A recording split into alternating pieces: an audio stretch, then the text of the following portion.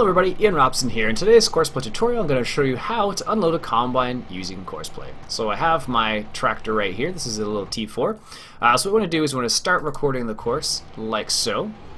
And I usually start inside of the field. And what that allows us to do is that allows us to be able to detect the combine easily using Courseplay. So what you're going to do is you're going to drive from the field to your unloading point. So in this case I'm just going to unload straight into the silos right here. So we're going to drive over the unloading point, which is right there. And we're just going to continue on our way up to, or say back to the field. So we're going to go back up this hill and go back to the field. And that will be it. So this is a quick little easy course that'll allow you to unload the combine using Courseplay. So here we go, we're going to stop here. This is the same field as we started in, so let's go ahead and stop recording the course. And what we're going to do is we're going to put it into combi mode, which says empty and offload. So we're going to set it into that mode right there. And generally you can leave it on automatic search if you started your waypoint inside the field. I generally set it to manually just because it makes sure that you get the right combine.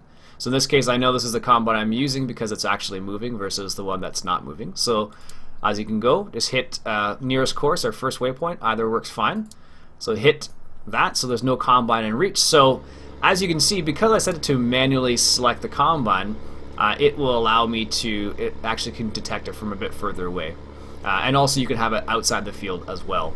You can also remove the combine assignment if you want to set it to go somewhere else. And you can adjust the, where are we here? You can adjust the how fast the combine actually, or how fast this tractor actually goes through the field by going to the field speed section, and you can scroll up or scroll down. So we can set it to 30 kilometers an hour if we want to. Alright, so let's just watch this briefly while it goes to the combine and unloads it. And this will allow us to set it up the way we want it to. I'm going to set this just a bit quicker so he gets there without wasting too much time. So there we go. So now he's going to go to the combine, and as you can see, the combine's ready to be unloaded, just like this. And once he lines up correctly, one of the problems, as you can see, is if you go too fast like that, it'll slide around a little bit. But as you can see, he's slowing down. He's going to go up and line underneath the pipe, and he's going to unload the combine just like this. And as you see, he's lined up and he's unloading the combine. So yada yada yada. Let's go to drive now. So now he's going to drive back to the unloading point there. And he's going to unload straight into the silos. So let him do his thing. As you can see, he's going to drive back to the very first point. He's going to drive back to the points over here, and then he's going to go down the hill and unload into the silo. So let's watch what he does here. He is going to, should go to the very first point.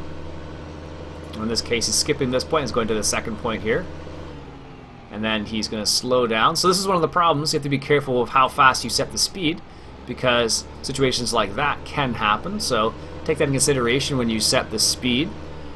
So I set the speeds to from recording. So you can set the speed manually, the street speed manually, depending on how fast you want them to go. So if you want to set it the speed manually to the offload speed, you can change this to maximum speed and you can adjust it yourself. So as you can see, he's coming over to the tip trigger right here, and then he's going to stop, unload what he's got in there, and then he's going to continue back to the field.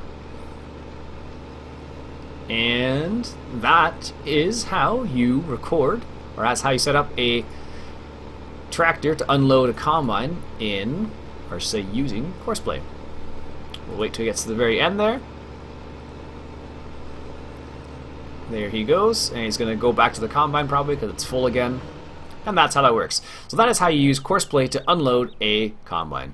Alright folks, my name's Iain Robson. This has been another Courseplay tutorial, and I'll catch you guys later.